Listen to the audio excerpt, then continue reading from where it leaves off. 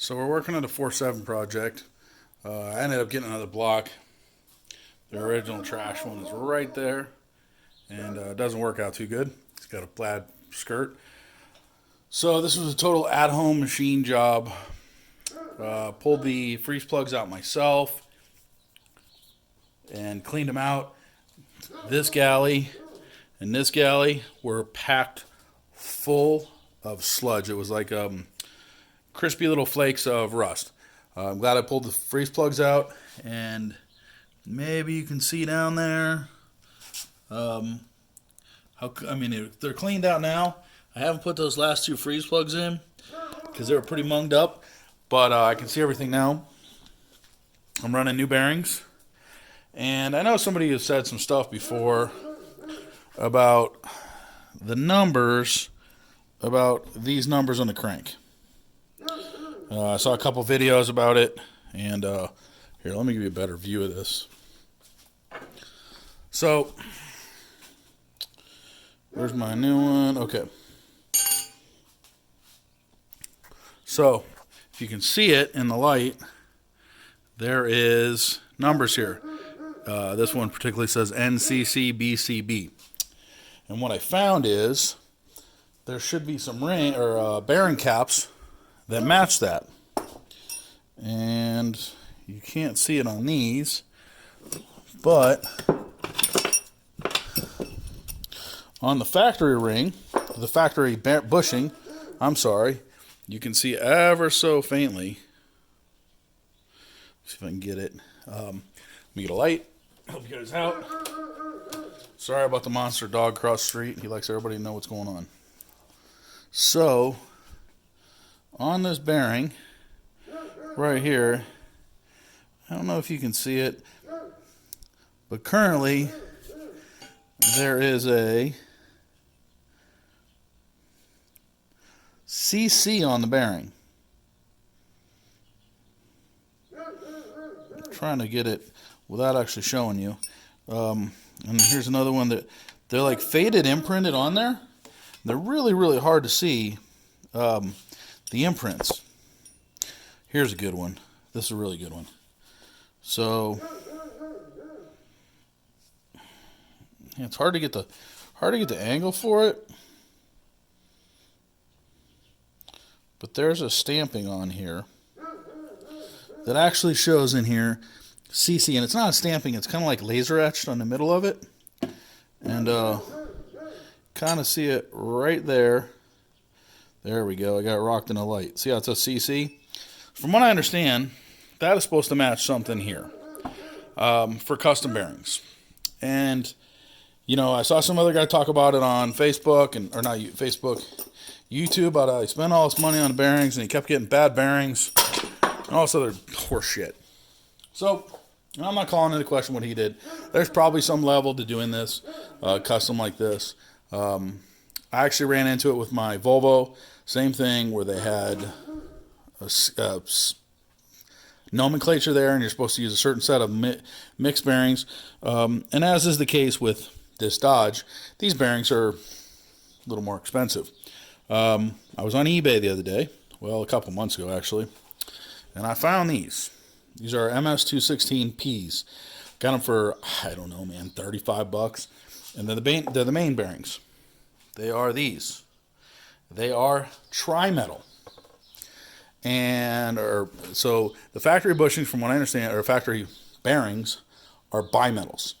These are tri-metals. They're a standard kit. They're a standard bearing.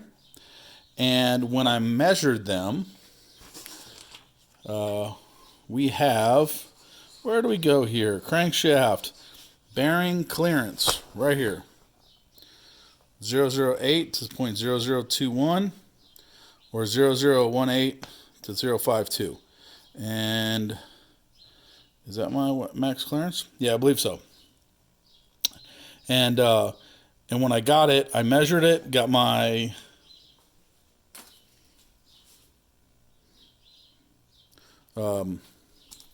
this stuff. Okay, so in order to follow up on these, because I had to break for a second and get my notes right, So the bearing clearance is 0.0018 to 0052 millimeters, or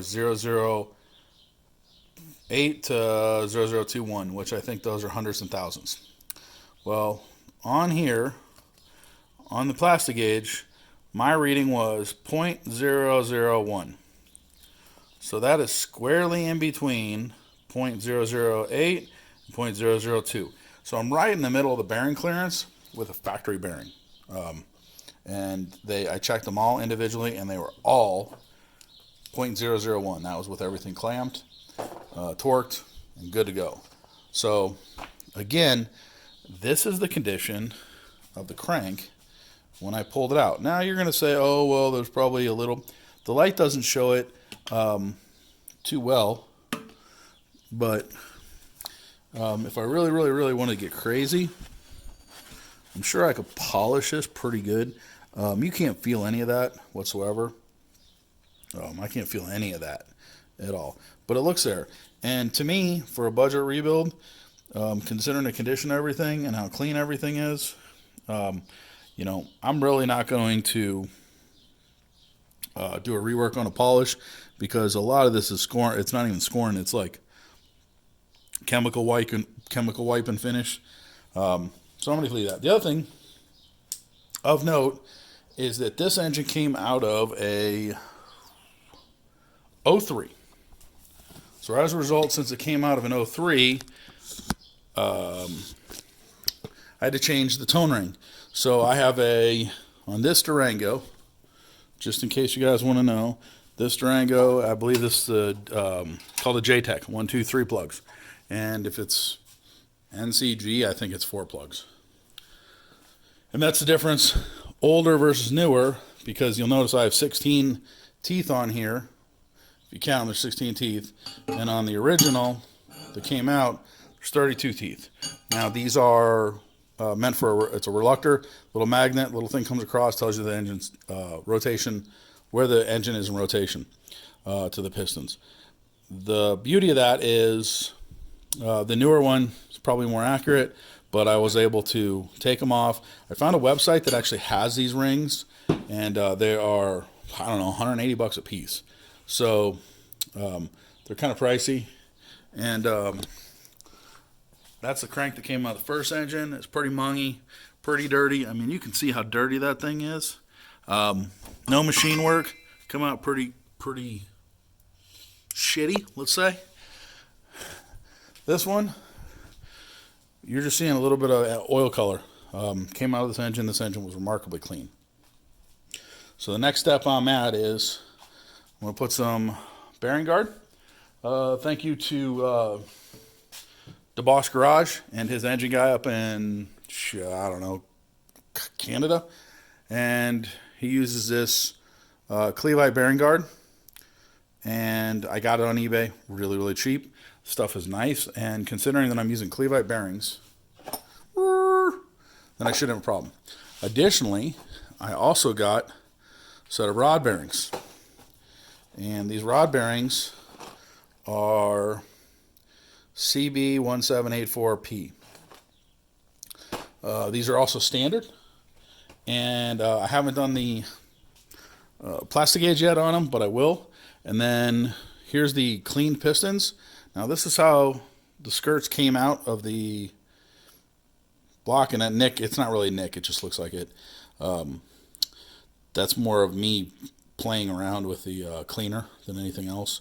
They're marked, so I put them on.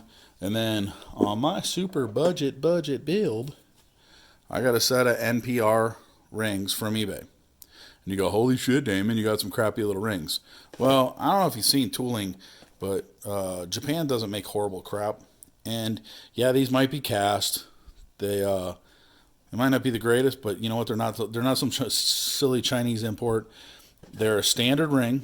And when I did my measurement of piston and ring end gaps, my upper ring was the minimum fit, the maximum didn't, and the maximum was only 10 to 11 thous. So I was pretty good on my ring gap right there. These are the ring gap, the wear limit. I wasn't even close to the wear limit on the stock rings on top of it. And clearance, when I go through all these checks with the feeler gauge, they're perfect. Especially considering all these used parts. The only thing I'm really doing with this engine is I'm doing a re-ring and a re-bearing. And you can see I did kind of a hone on them, on the pistons. I'll be honest, I used a 3-jaw, what do you call that, the stone one. I would like a little better crosshatch, but at the same time, I'm aware that these blocks are very, very hard. I've been told they're very hard. So as a result, I'm not so much worried about the cross-hatching. I'll get the rings to bite. I'm not spending crazy money on this thing. I'm just trying to get through the build because all the money is going to end up being on these rigs for machine shops and going after Martin Bilt's 08 camshafts and playing around with that. So I wish I could film this better, but I can't because I'm doing it off my phone. And I don't have a GoPro. I have a crappy mount. I can't do a turn. I can only have it labeled like that. So we're going to try to see what we can do and maybe give me some footage. Thanks.